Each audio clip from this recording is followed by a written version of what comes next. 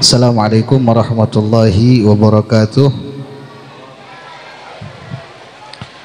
Alhamdulillah rabbil alamin, wassalatu wassalamu ala asyrafil anbiya wal mursalin sayyidina maulana Muhammadin habibi rabbil alamin wa ala alihi wa sahbihi ajma'in.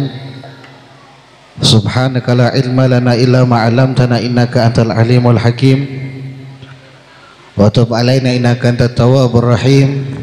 Allahumma aghnina bil ilmi wa zayyinna bil hilmi wa akrimna bit taqwa wa jamilna bil afiyah. Rabbi syrah li sadri wa yassir li amri wa hlul 'uqdatam min lisani yafqahu qawli. Amma ba'du.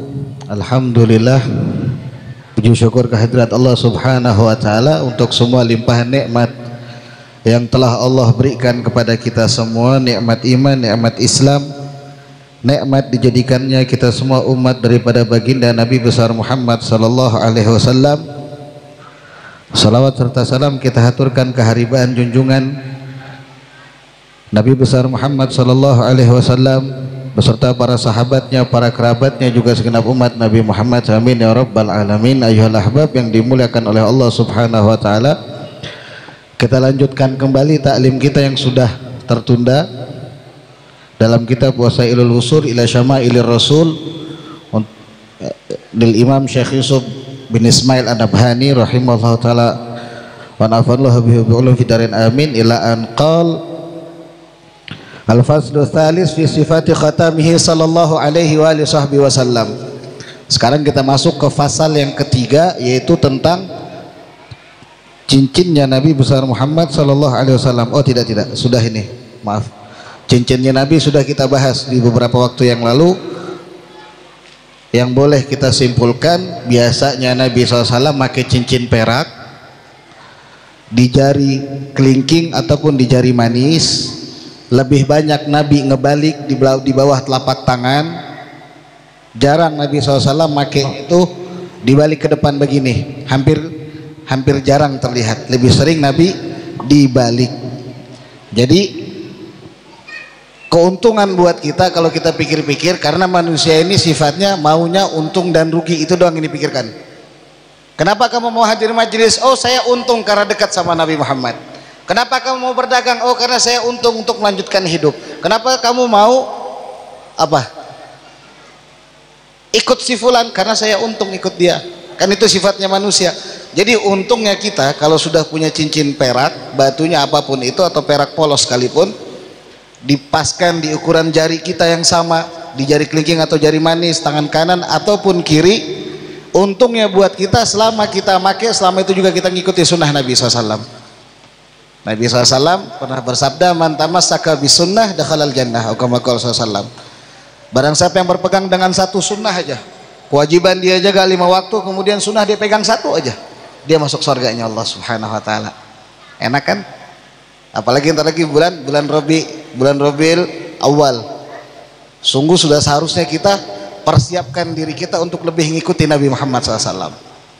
Jadi itu yang sudah kita bahas beberapa waktu yang lalu tentang cincinnya Nabi besar Muhammad sallallahu alaihi wa alihi wasallam. Ayyuhal ahbab yang dimuliakan oleh Allah Subhanahu wa taala. Sekarang kita masuk ke al-faslur rabi', fasal yang keempat, fi sifati na'lihi sallallahu alaihi wasallam wa khuffihi. Sifat atau bagaimana sendal model sendal Nabi Muhammad SAW dan khufnya beliau. Ana minta tolong dong, Bang, nanti ambilkan sendalana di depan. Nanti ambilkan sendal, enggak apa-apa. Bagaimana sendalnya Nabi besar Muhammad sallallahu alaihi wasallam. Di sini dikatakan wa kana li na'li Rasulillah SAW qibalani musannan syirakuhuma. Sendalnya Nabi itu yang biasa dilihat para sahabat paling banyak memiliki 2 tali. Seperti sendal, waduh sudah ganti sendal nah. Sendal dua tali. 2 tali yang ada talinya biasanya untuk ngejepit jari tengah kaki atau di jempol atau di telunjuk. Walhasil 2 talinya, kayak sendal-sendal Eger. Yang pakai sendal Eger tahu kan? Ya begitu sendalnya Nabi SAW, punya 2 tali.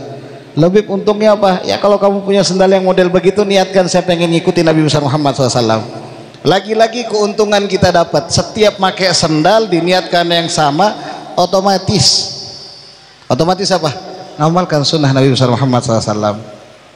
Kemudian wa kana sallallahu yadu ahadul kibalain bainal ibham wallati taliha wal akhar bainal wusta wallati taliha.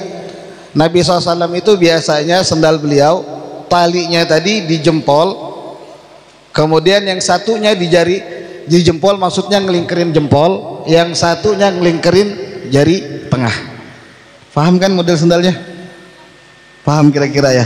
Nanti lihat aja di depan ada sendal nggak? Coba sendalannya ada tengah-tengahannya nggak? Nggak pas ini. Ini sendalnya sudah agak buruk karena dipakai tiap hari.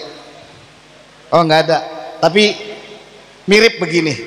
Intinya di dalamnya itu ada yang buat ngiket jari biasanya. Biasanya sendal Nabi SAW. Jadi kayak promosi sendal. Wa Ibnu Umar radhiyallahu taala anhuma annahu kana yalbasunni ala sibtiyah wa hiya allati la sya'ra 'alaiha wa qala inni ra'aitu Rasulullah sallallahu alaihi wasallam yalbasunni allati laysa fiha sya'run wa yatawaddau fiha fa ana uhibbu an albasaha. Kemudian kata Sayyidina Abdullah bin Umar, suatu ketika beliau memakai sendal sibtiyah. Apa itu sendal sibtiyah? Sendal sibtiyah itu sendal begini, kulit yang sudah nggak ada bulunya lagi, benar-benar bersih, dibersihin banget. Ini sibtiyah, ini kulit, ini belinya kalau nggak salah di Turki waktu itu, oleh-oleh. Sibtiyah begini kulit, nggak ada bulunya. Ditanya, kenapa wahai Abdullah bin Umar kamu pakai sendal begini, Gal? Kata beliau, ini ra'aitu, aku melihat Rasulullah SAW pakai sendal yang nggak ada bulunya. Berarti satu ketika Nabi pernah pakai yang ada bulu, satu ketika Nabi pernah pakai yang nggak ada bulu. Wa yatawaddau fiha, dan Nabi berwudu pakai sendal. Jadi kalau dibilang, oh wudu pakai sendal boleh? Boleh. Nggak dibuka? Nggak dibuka. Asalkan dengan catatan, ini mesti kita belajar nanti fikihnya. Apa itu? Air rata sampai ke kaki-kakinya. Jadi dibasuh sendalnya sak kaki-kakinya. Beda sama khuf. Kalau khuf apa yang dibasuh? Atasnya aja. Kalau khuf atasnya aja. Fa ana uhibbu an albasaha, maka aku seneng, aku cinta pakai sendal ngikutin Nabi SAW. Berarti apa? Sunnah. Jadi di sini banyak muka-muka yang punya duit lebih. Jangan lagi pakai sendal eger, jangan lagi pakai sendal swallow, apalagi datang ke majelis-majelis Nabi SAW. Beli sendal kulit, niatin ngikutin Nabi SAW. Kita niat ngikutin Nabi SAW. Cari, oh saya mau cari model yang kali-kali di jari tengahnya ada talinya, tapi hampir nggak ada sekarang. Biasanya di jempol atau lop langsung selop-selopan begini, seperti yang punya anak tadi. Enak kalau kita bisa ngikutin Nabi SAW. Satu sunnah ibaratnya ngedekatkan kita satu langkah kepada Nabi SAW. Sekali dipakai satu langkah maju, selama dipakai terus melangkah mendekati Nabi SAW. Kalau sudah dekat sama Nabi enak banget, enak banget. Kalau sudah dicintai Nabi SAW pasti Allah cinta sama dia. Tapi kalau Nabi nggak suka sama dia, jangan harap Allah bakal cinta sama dia. Wa an Amr bin Hurais radhiyallahu ta'ala anhu annahu qala ra'aitu Rasulullah sallallahu alaihi wasallam yusalli fi na'lain makhsufatin ay makhruzatin thumma fi mataqin ila taq. Nabi SAW pernah salat pakai khuf. Berarti salat pakai khuf itu boleh. Ada juga yang mengatakan salat pakai sendal pun boleh. Jadi kalau ada yang lihat orang pakai sendal ya nggak masalah, pakai sepatu nggak masalah, jangan heboh. Walaupun ada gol yang mengatakan nggak boleh, kecuali dia khuf aja yang boleh, yang lainnya nggak boleh. Itu pun ada syarat-syaratnya pakai khuf. Nanti insya Allah kedepannya guru kita Ustadz Madhari yang bakal ngejelaskan. Wa an Jabir bin Abdullah radhiyallahu taala anhuma anna Nabi SAW naha ayyakula ya'ni rajula bishimali aw yamshi fi na'lin wahidah. Dari Jabir bin Abdullah Al-Ansari radhiyallahu taala anhuma, beliau mengatakan bahwasanya Nabi SAW pernah melarang, dan selalu melarang orang makan pakai tangan kiri. Kalau dia masih ada tangan kanan, dia nggak ada penyakit, tangan kanannya masih fungsi, masih ada, harus makan pakai tangan kanan. Kata Nabi SAW, fa inna syaitan yakul bishimali. Sebab kalau kita makan tangan kiri, mau pakai bismillah, ta'awud, baca Al-Baqarah, ayat kursi, Yasin, Al-Kahfi sekalipun, baru makan pakai tangan kiri, setan juga tetap ikut makan. Kenapa? Karena dari awal sudah menyalahi aturan. Sama kita bangun rumah, kalau pondasinya sudah salah, jangan harap rumahnya bertahan besar. Dia punya rumah bagus besar di atasnya, pondasinya cuma pakai apa, kayu yang jelek, kayu-kayu yang kecil-kecil loh, anggaplah dia pakai bambu di bawahnya, kira-kira itu rumah bertahan? Enggak, bakal hancur. Tapi kalau pondasinya dia sudah bagus, maka atasnya pasti bagus. Begitu juga sunnah Nabi SAW, kalau sudah salah di pondasi, ke atasnya pasti salah. Makanya pentingnya ilmu tadi itu untuk beramal biar benar di hadapan Allah. Al-Imam Ahmad bin Rusan mengatakan, wa kullu man bi ghairi ilmin ya'malu, setiap orang yang beramal tanpa ilmu, a'maluhu mardudatun la tuqbalu, amal-amalnya dia ditolak sama Allah Subhanahu wa taala, enggak diterima. Lah emang Habib termasuk panitia penerimaan amal? Bukan. Tapi memang syarat diterimanya amal itu harus dengan ilmu. Lebih kalau kita nggak berilmu, paling tidak jadikan diri kalian thalibul ilm, jadikan diri kita santri, jadikan diri kita pelajar, orang yang mau belajar tiap harinya. Tiap hari kita cari majlis-majlis, kita belajar, sehingga kita ditulis sama Allah sebagai thalibul ilm. Thalibul ilm enak, kata Nabi SAW, thalibul ilm thalibur rahmah. Santri ini orang yang belajar, dia sama aja lagi minta rahmat sama Allah. Kalau dia minta rahmat, amalnya dia masih kurang benar sekalipun, diterima sama Allah, kan masih belajar. Yang repot hadir majelis setahun sekali, setiap hadir pun setiap setahun sekali cuma datang tidur, begitu bangun beres majelis makan paling banyak, di luar majelis ngomong iya-iyanya. Oh kamu tahu nggak, Habib Wah itu teman saya, waktu kecil main kelereng sama saya, misalkan. Oh Habib Ali ini dulu teman main main pasir sama ana. Ustadz Madhari itu dulu ana yang begini. Tapi nggak pernah dia hadir, nyimak, dia catat, dia amalkan, nggak. Tapi di luar piayanya. Jadi ini hukumnya nggak boleh. Kawin 4 itu haram hukumnya. Wallahu alam. Wa Nabi Hurairah radhiyallahu anhu anna Nabi SAW qala idzan ta'ala. Kemudian juga di sini kata Jabir bin Abdullah tadi, Nabi juga melarang orang pakai sendal 1 biji.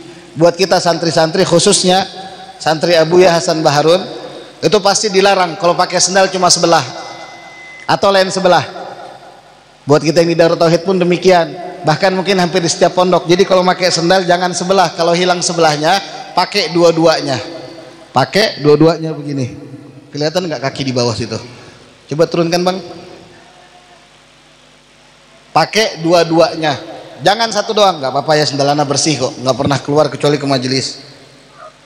Pakai dua-duanya, jangan satu doang. Kenapa? Itu hukumnya makruh, menyebabkan fager. Fager apa? Fagernya iman. Kalau fager duit masih enak, bisa dicari. Kalau iman setengah mati kita minta nambah. Jadi kalau cuma punya 1 sendal, mending nggak usah dipakai sekalian. Kalau punya dua-duanya, pakai dua-duanya. Kalau lain sebelah Habib, ya sudah, cari yang sama. Cari yang ya sama, jangan nanti sebelah sininya kulit begini, sebelah kirinya swallow. Sama aja dia pakai sebelah-sebelah. Jadi kalau bisa, Nabi SAW tuh melarang orang pakai sendalnya sebelah-sebelah. Beb, kalau hilang di majlis, ngomong sama kita, nanti kita belikan sendal baru insya Allah. Jadi jangan sampai pulang bawa sendal sebelah-sebelah, udah gitu nyolong sebelah-sebelah, udah naikkan lagi bang, malu anak kaki diliatin. Jadi kalau pakai sendal jangan sebelah-sebelah.